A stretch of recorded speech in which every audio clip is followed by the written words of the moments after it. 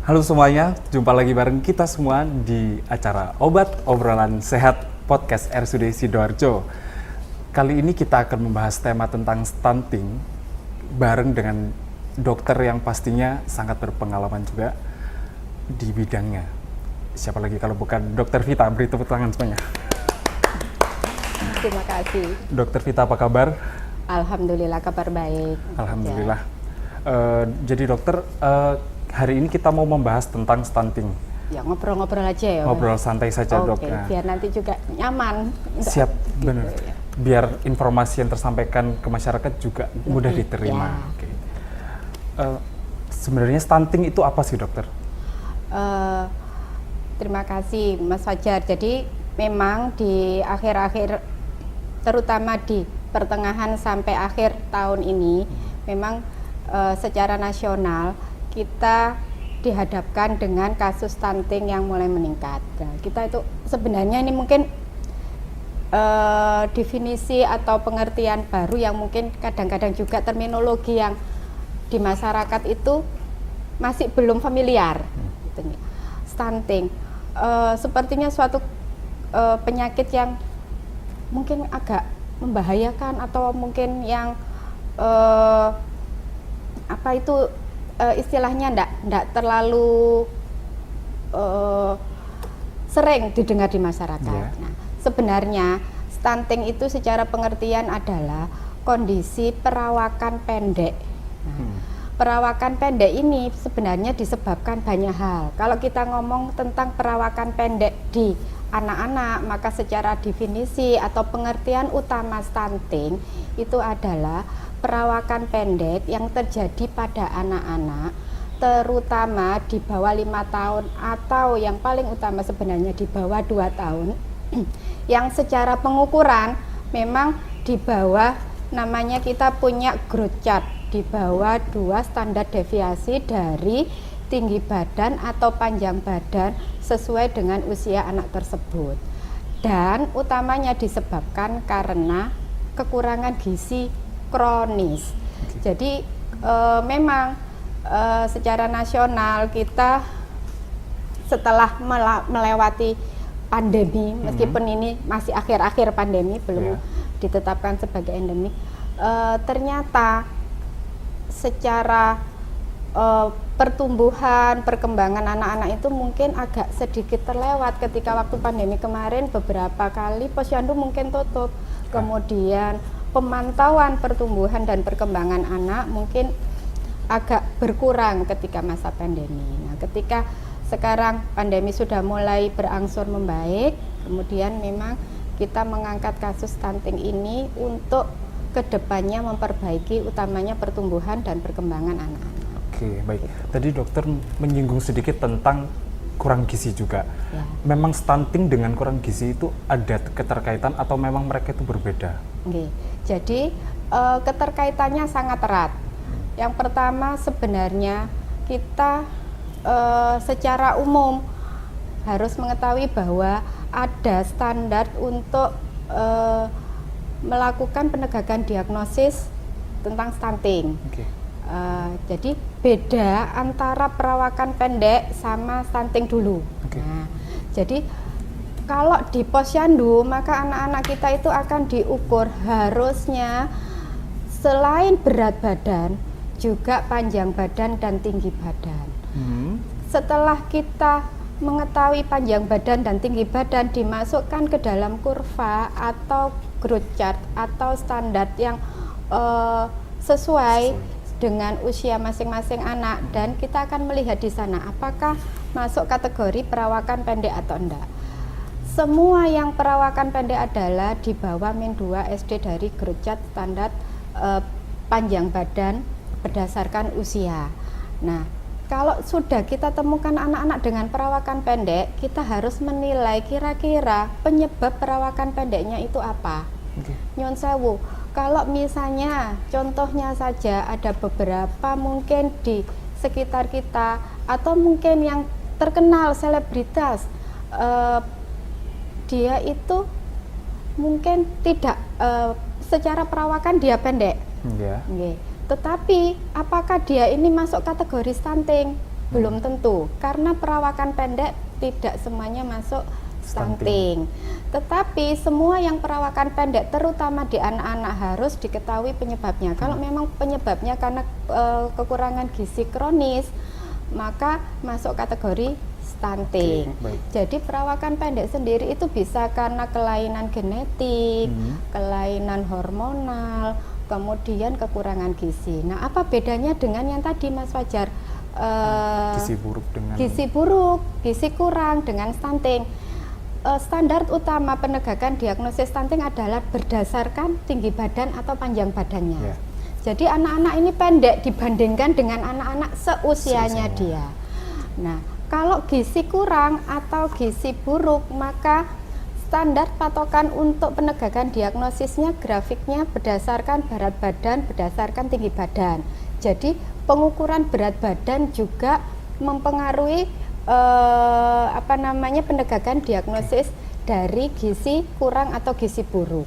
Jadi standarnya berbeda. Untuk mengetahui anak saya stunting atau masuk yang gizi kurang atau gizi buruk, memang nanti terutama akan dilakukan pengukuran yang detail, kemudian dilakukan anamnesis, pemeriksaan fisik, dan kemudian ditegakkan diagnosisnya harus bertemu dengan petugas kesehatan. Jadi kalau misalnya gizi kurang atau gizi buruk, terutama secara penampakan, secara mungkin umum hampir sama ya dokter? Ya, jadi kalau misalnya anak-anak stunting itu yang kelihatan duluan adalah tinggi badannya. Jadi dia kelihatan lebih pendek daripada teman-temannya. Ketika kita ngomong gizi kurang atau gizi buruk, biasanya anak itu kelihatan lebih kurus dibandingkan dengan teman-temannya. Jadi apakah yang pendek ini anak saya pendek, anak saya pendek, tetapi anak saya kok kelihatan lebih gembul atau lebih gendut dibandingkan teman-temannya. Apakah ini bermasalah? Maka harus tetap dievaluasi. Karena masalah kesehatan di anak, kalau kita ngomong tentang pertumbuhan harus diukur terutama berat badan, tinggi badan, dan disesuaikan dengan komposisi tubuhnya. Apakah dia memang kategori normal gizi baik, atau mungkin perawakannya harusnya normalkah atau perawakan pendek. Semuanya harus dievaluasi dan ditata laksana kalau misalnya diperlukan. Berarti stunting itu sendiri bisa terlihat dari balita mungkin dokternya? Bisa diukur sejak lahir tadi? Betul. Jadi kalau misalnya kita di posyandu, harusnya di posyandu itu di bulan pertama pun sudah diukur panjang badannya, berat badannya. Hampir tiap bulan harusnya anak-anak kita tetap harus dilakukan pengukuran dan evaluasi pertumbuhan dan perkembangan. Kalau misalnya kita ke posyandu biasanya hanya ditimbang kemudian dilakukan vaksinasi. Nah, sekarang karena memang ternyata angka stunting kita kelihatannya lebih meningkat dibandingkan dengan sebelumnya, dan target nasional harus turun sekitar di angka 14 tahun 2023, maka kita bergerak bersama-sama untuk menurunkan stunting ini. Jadi kalau misalnya diukurnya mulai kapan? Bisa mulai dari awal-awal di bawah 1 tahun, Jadi balita, bayi di bawah 5 tahun. Sebenarnya yang paling utama adalah di bawah 2 tahun. Kita mengenal biasanya 1000 hari dari mulai dia konsepsi sampai dengan dia kemudian dilahirkan, dan kemudian pertumbuhan optimal terutama di susunan saraf pusat itu adalah di 2 tahun pertama. Jadi kita mengejar utamanya adalah terutama di sebelum usia 2 tahun. Nah, tahunya seperti apa? Kita melakukan pengukuran seteratur mungkin. Di mana? Bisa di posyandu, kemudian bisa juga di dokter anak, kemudian boleh di dokter umum. Mungkin ada beberapa aplikasi-aplikasi yang sekarang ibu-ibu muda itu juga banyak aplikasi yang memantau, membantu untuk memantau pertumbuhan dan perkembangan anak. Boleh ketika merasa ada sesuatu yang kok kayaknya tidak sesuai dengan yang ada di standarnya, anak saya usia segini harusnya paling enggak di sini tinggi badannya sekian, panjang badannya sekian, kok kurang, maka boleh untuk melakukan konseling ke petugas medis, dokter atau dokter anak supaya bisa dievaluasi dan ditata laksana secara lebih cepat. Berarti kegiatan posyandu sendiri itu sebenarnya penting banget gitu dokter? Betul. Ya. Oke, Jadi ada saran mungkin buat pemirsa ini Baik. atau pendengar kita semua ini, Oke. kegiatan posyandu itu sebenarnya jangan terlalu diabaikan. Jadi buat pertumbuhan anak itu juga lebih Betul. bisa dipantau nantinya. Ya, sangat setuju. Jadi sebenarnya kegiatan-kegiatan di bidang kesehatan itu banyak. Aspek yang kita evaluasi, yang kita lakukan di bagian kesehatan itu ada aspek promotif, ada aspek preventif, dan aspek kuratif. Jadi kalau kita di masyarakat, terutama aspek-aspek promotif dan preventif itu sangat kita sarankan untuk dilakukan dengan lebih baik lagi. Salah satunya adalah dengan mengunjungi posyandu secara teratur. Posyandu itu sendiri harusnya nanti kita harapkan lebih berdaya lagi. Apa yang harus diberdayakan di posyandu? Yang pertama, memang kita akan melakukan pemantauan pertumbuhan dan perkembangan anak-anak balita. Jadi apa bedanya pertumbuhan dan perkembangan? Kalau pertumbuhan itu adalah aspek yang bisa kita ukur dari secara anatomis. Jadi dari tinggi badan, panjang badan, berat badan, lingkar kepala, lingkar lengan atas dilakukan secara kontinu dan teratur. Kemudian yang kedua, apa bedanya perkembangan? Selain memantau pertumbuhan, kita harus melihat perkembangan. Perkembangan anak ada aspek motorik kasar, motorik halus, kemudian bahasa, personal kemandirian. Jadi kalau anak-anak kita sudah bertumbuh dengan baik, harusnya berkembang. Anak usia 1 tahun harusnya bisa misalnya mengucapkan 1 atau 2 kata yang mempunyai arti. Nah, seperti itu. Nah, jadi itu dilakukan di posyandu. Dilakukan vaksinasi di posyandu. Melakukan pemantapan ASI bisa di posyandu. Melakukan pembuatan makanan pendamping ASI itu juga di posyandu. Jadi kegiatan-kegiatan promotif itu mari kita lakukan. Kemudian nanti di posyandu itu kita bisa berdayakan dari bidan desa, kemudian dari kader kesehatan, kemudian nanti berhubungan dengan ibu-ibu rumah tangga, mungkin juga kakek, nenek yang ikut mengasuh putra-putri kita, sehingga nanti kedepannya selalu terpantau pertumbuhan dan perkembangannya dengan baik. Oke, baik dokter. Stunting sendiri itu penyebabnya apa sih dokter? Penyebab utamanya atau ada hal-hal lain yang mungkin bisa awalnya, mungkin anak ini tidak stunting awalnya, tapi bisa nggak dok tiba-tiba kemungkinan di umur berapa gitu dia terstunting tadi? Ya, jadi stunting itu sebenarnya perawakan pendek yang disebabkan karena kekurangan gizi kronis. Kronis itu lama sebenarnya. Harusnya kalau kita pantau dengan baik, harapannya kita bisa mencegah stunting, karena menata laksana stunting itu jauh lebih sulit daripada mencegah. Yang pertama, kalau kita melakukan penimbangan dengan baik di posyandu, kita akan tahu, loh ini misalnya anak-anak kita itu ketika kita ukur penimbangan berat badannya, awalnya biasanya adalah peningkatan berat badan yang tidak sesuai dengan usia. Jadi pertumbuhan usia semakin bertumbuh, harusnya berat badannya harus bertumbuh. Seberapa normal itu ada di grafik. Nah, ketika anak-anak kita itu perkembangan peningkatan berat badannya itu kurang dalam 3, 4 atau mungkin 5 bulan, hati-hati.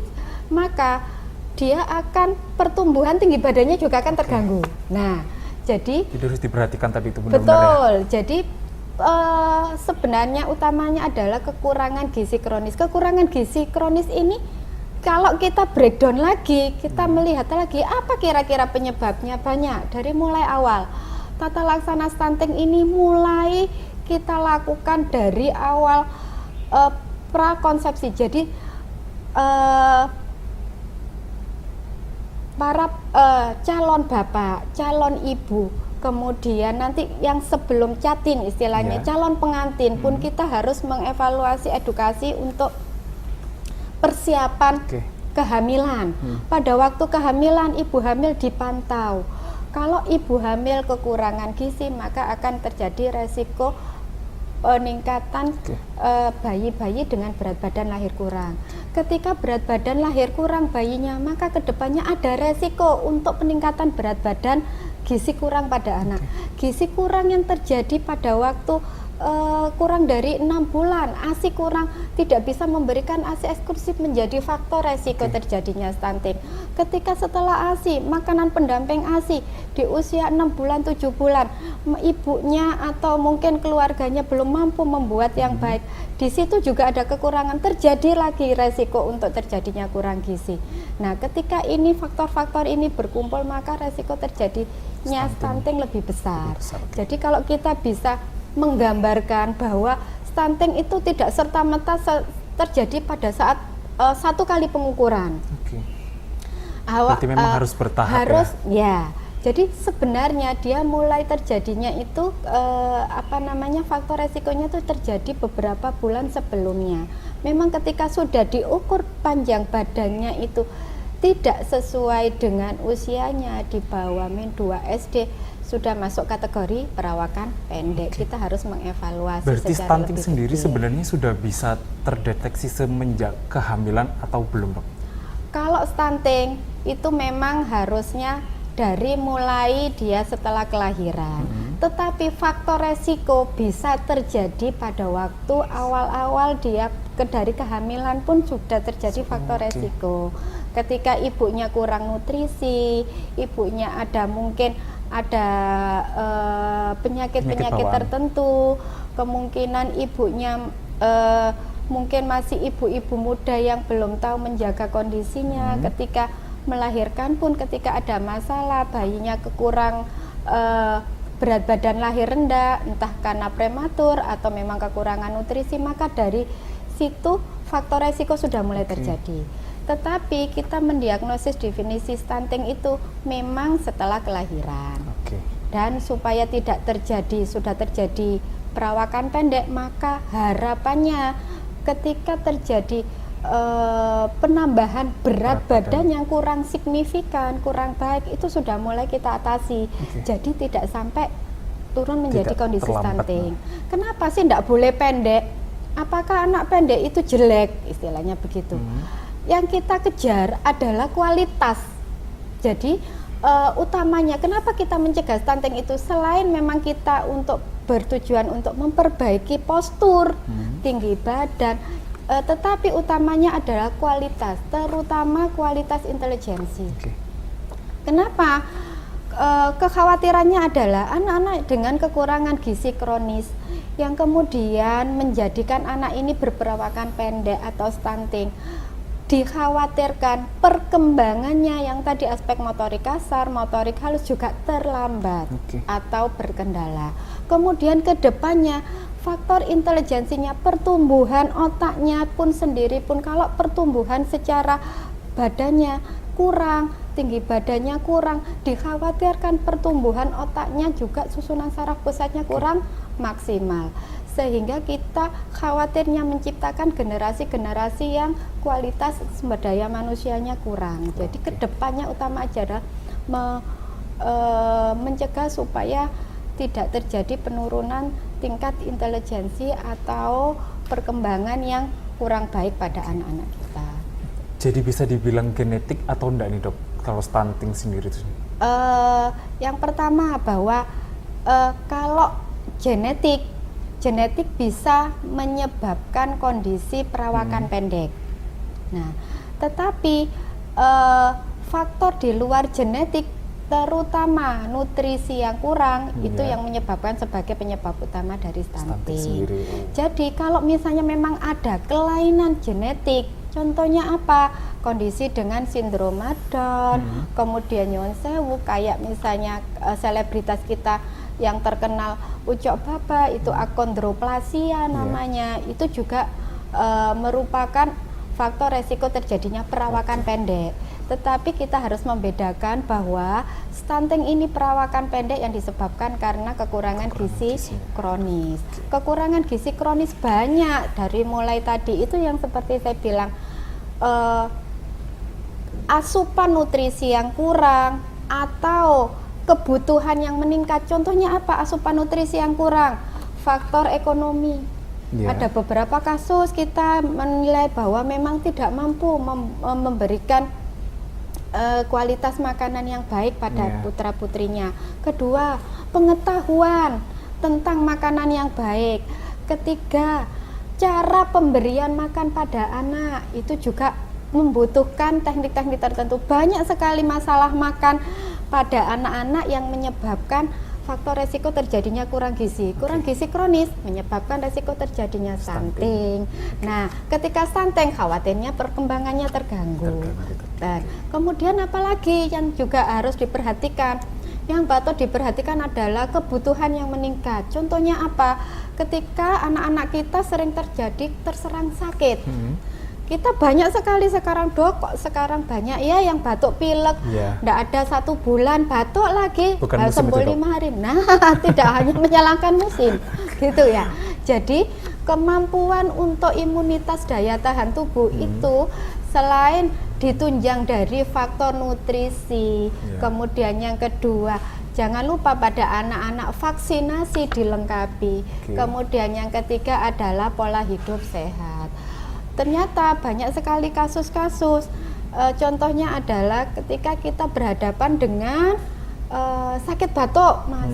Ternyata di keluarganya banyak yang merokok. Nah, seperti itu.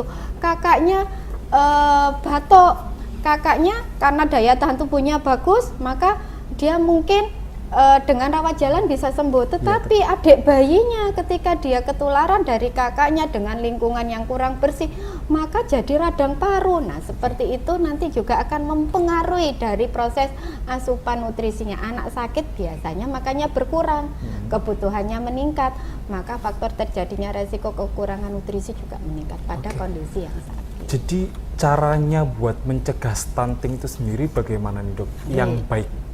Yang pertama, dari mulai awal kita secara pencegahan stunting bisa kita lihat secara individu atau keluarga inti atau juga secara komunitas. Kalau secara komunitas, secara umum, yang pertama memang dari mulai awal kita sarankan persiapan calon-calon pengantin. Jadi ada kayak kita sarankan kayak ada kursus pranikah. Nah, untuk apa sih? Untuk persiapan mental dari bapak atau ibu calon pengantin tersebut yang nanti tentu saja pengen punya keturunan, untuk persiapan pengetahuannya, menjaga kesehatannya, menjaga kesehatan ibu ketika hamil nutrisinya harus dijaga. Berarti yang dijaga bukan cuma dari setelah calon dia bayinya aja, betul dari ibunya. Jadi mulai ibunya tidak boleh kekurangan nutrisi, terutama defisiensi besi yang paling sering. Kemudian ketika lahir harapannya tidak ada resiko untuk terjadinya berat badan lahir rendah pada bayi. Kemudian pada waktu dia itu di usia kurang dari 6 bulan, jangan lupa diusahakan ASI eksklusif. Kemudian pemberian makanan pendamping ASI di usia 6 bulan ke atas itu sudah tahu cara pembikinannya, pemberiannya, kemudian evaluasi, vaksinasi, dan juga pola hidup bersih dan sehat. Berarti balik lagi ASI eksklusif itu memang penting banget nih, Dokter. Ya, betul. Salah satu yang kita sarankan untuk pencegahan kekurangan nutrisi, stunting, dan juga supaya bayi lebih sehat, terutama adalah pemberian ASI eksklusif. Memungkinkan nggak, Dokter, buat stunting sendiri itu bawaan dari stuntingnya nih, Dok, bukan bawaan dari waktu besar, itu bawaan penyakit lain yang diakibatkan dari stunting itu bisa terjadi datang juga enggak? Bisa. Jadi yang pertama, kalau misalnya kita menemukan pasien atau mungkin anak kita atau mungkin di posyandu ditemukan bahwa memang ini stunting. Nah, sebenarnya stunting itu sendiri apakah ada kira-kira nanti komplikasi gitu biasanya kan? Apakah ada efeknya? Nah, yang pertama sebenarnya kita harus mengevaluasi dulu. Jadi utama adalah pencegahan, kemudian yang kedua deteksi dini. Setelah deteksi dini kita tata laksana.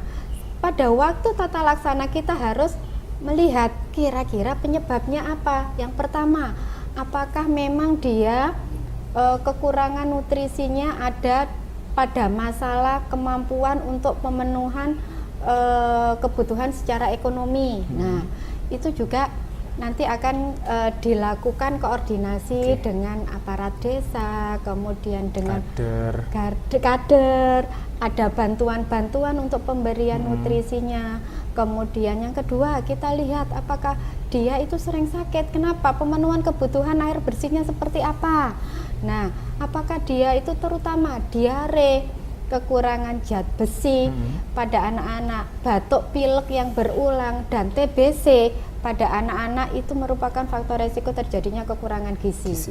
Kemudian kalau sudah seperti itu berarti tidak hanya masalah stuntingnya yang kita akan tata laksana, tetapi kira-kira ada penyakit dasarnya enggak yang menyebabkan dia mengalami kekurangan gizi yang kronis dan sehingga menyebabkan perawakannya tidak bisa tinggi. Selain kita melihat kira-kira penyebabnya apa, apakah dari masalah nutrisi kita perbaiki, kita memberikan edukasi untuk pemberian makanan yang baik, kualitas dan kuantitasnya kita evaluasi, kita mencegah terjadinya penyakit yang mungkin bisa dicegah dengan vaksinasi, kemudian juga kita memantau perkembangannya anak-anak ini. Jadi kalau misalnya stuntingnya, perawakan pendeknya sendiri itu tidak langsung mengurangi kondisi klinis anak, tetapi yang penyakit yang mendasarinya dan mungkin juga nanti ke depannya apakah perkembangannya ini mengalami permasalahan secara motorik kasar, motorik halus, perkembangan bahasa, personal kemandirian dan intelijensi tetap harus kita pantau juga terus, sehingga nanti anak-anak ini tidak tetap bisa terjadi perbaikan dan juga tingkat perkembangannya menjadi lebih optimal lagi. Terima kasih Dokter Vita. Ini informasi tentang stunting yang perlu kita ketahui semua, cukup menjadi problem banyak orang ternyata dokter ya. Mungkin jadi masalah nasional juga akhirnya. Nah, mungkin ada pesan buat viewers kita, buat pendengar kita semua di rumah atau di mana saja ini. Ada pesan-pesan khusus nggak buat pendengar kita dokter? Sebelum kita mengakhiri pembicaraan kita pada hari ini. Terima kasih banyak ya Mas Fajar. Mungkin baiklah, nanti kalau kita bicara tentang stunting, take home message-nya adalah yang pertama, bahwa stunting itu merupakan suatu kondisi perawakan pendek yang disebabkan karena kekurangan gizi kronis. Kita bisa mencegah stunting. Apa yang bisa kita lakukan untuk mencegah stunting? Yang pertama, untuk ibu-ibu yang hamil jangan lupa melakukan kontrol teratur supaya nanti di waktu persalinan bayinya sehat dan tidak mengalami berat badan lahir rendah. Kemudian yang kedua, bagi ibu-ibu tetap kita harus mengupayakan pemberian ASI eksklusif selama 6 bulan.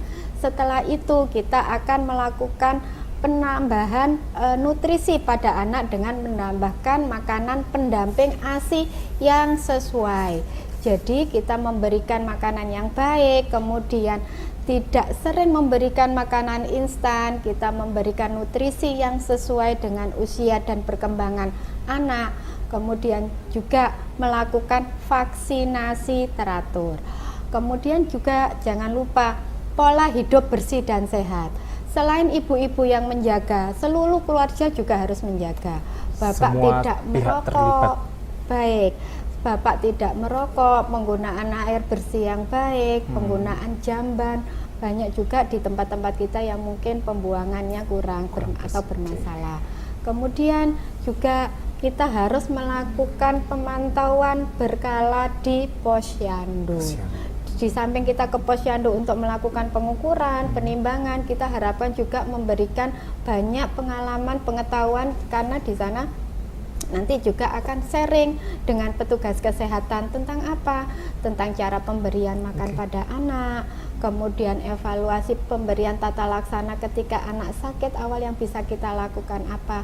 Dan jangan lupa kita harus bekerja sama. Jadi selain di keluarga inti yang harus selalu saling mendukung untuk pertumbuhan perkembangan anak, di lingkungan warga juga kita akan melakukan edukasi dan juga tata laksana secara komprehensif. Contohnya apa? Pemberian makanan tambahan pada kelompok-kelompok keluarga yang kurang mampu.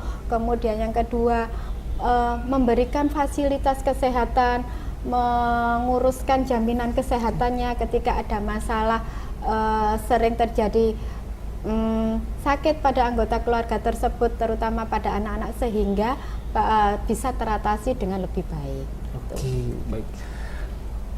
Satu informasi kesehatan yang sangat membantu buat kita semuanya. Jadi kita bukan hanya maaf. Jadi kalian semua bisa saksikan podcast kita di YouTube, Facebook maupun Instagram RSUD SDA, bisa di YouTube Humas RSUD Sidoarjo, Facebook RSUD Sidoarjo, di Instagram @RSUD SDA. Kita sangat menerima masukan dan kritik buat sobat sehat semua yang ada di rumah, buat kedepannya agar kita juga lebih baik. Barangkali ada tema yang ingin kita bagikan ke semua, boleh kalian komen di sosial media kita. Jadi kita juga bisa didengarkan di Spotify dan Anchor. Baik dokter, terima kasih. Sama-sama. Semoga informasi yang bermanfaat. baik, amin. Semoga semua pendengar kita hari ini juga bisa menerima informasinya dengan baik dan diterapkan agar stunting bisa berkurang. Terima kasih banyak, Mas Fajar. Baik, buat orang tua semua yang di luar sana, tidak ada salahnya kita ke posyandu, benar dokter ya, buat memantau si anak kita agar terhindar dari stunting sendiri. Jadi jangan lupa juga kalian subscribe YouTube Humas RSUD Sidoarjo. Jangan lupa like, share, dan komen juga pastinya. Semoga anak-anak Indonesia dapat sehat semuanya, bertumbuh dengan baik, dan angka stunting di Indonesia menurun. Salam sehat RSUD Sidoarjo. Sampai bertemu di episode Obat Obrolan Sehat selanjutnya. See you.